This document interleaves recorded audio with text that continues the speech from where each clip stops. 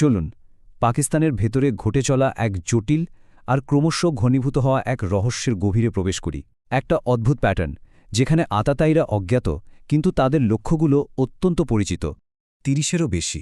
হ্যাঁ, ২০২২ সাল থেকে পাকিস্তানের মাটিতে ৩০ জনেরও বেশি হাই প্রোফাইল ভারত বিরোধী সন্ত্রাসী নেতাকে বলা যায় নির্মূল করা হয়েছে। আর এই সংখ্যাটা কিন্তু শুধু একটা সাধারণ পরিসংখ্যান নয়, একদমই না।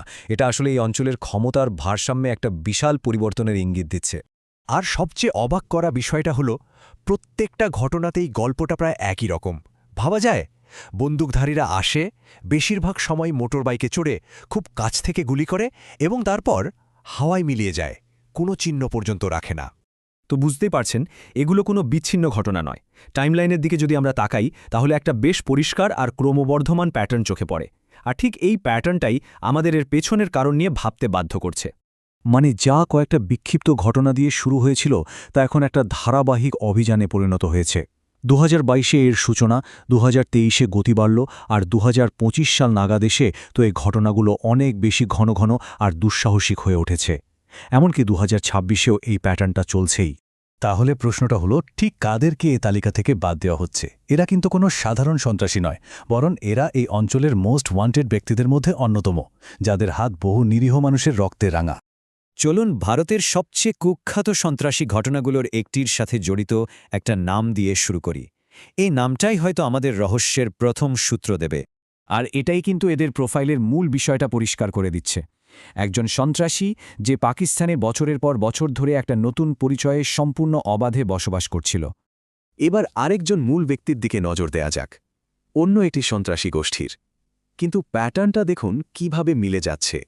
শাহিদ লতিফ জৈশে মোহাম্মদের একজন খুবই গুরুত্বপূর্ণ পরিকল্পনাকারী ছিল সে।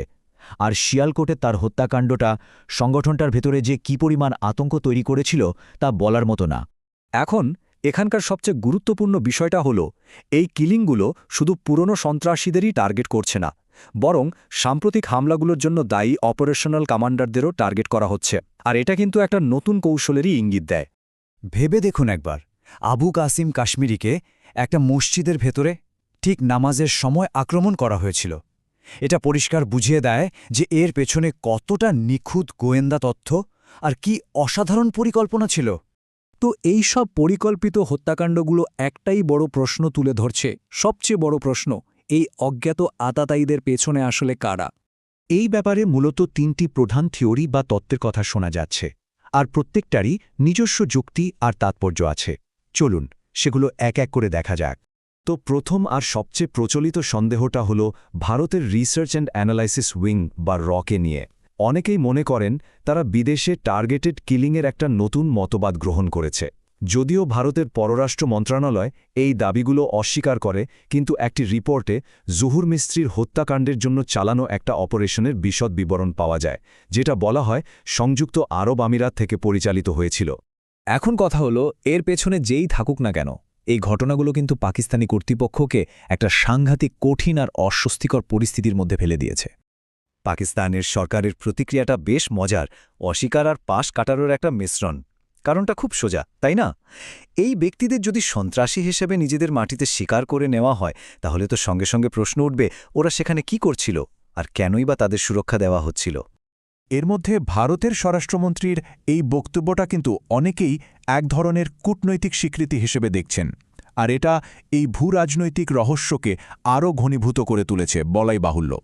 সুতরাং এই হত্যাকাণ্ডগুলো শুধু পাকিস্তানের অভ্যন্তরীণ বিষয় নয়, বরং এগুলো আঞ্চলিক নিরাপত্তা ব্যবস্থায় একটা বড়সড় পরিবর্তনের ইঙ্গিত দিচ্ছে।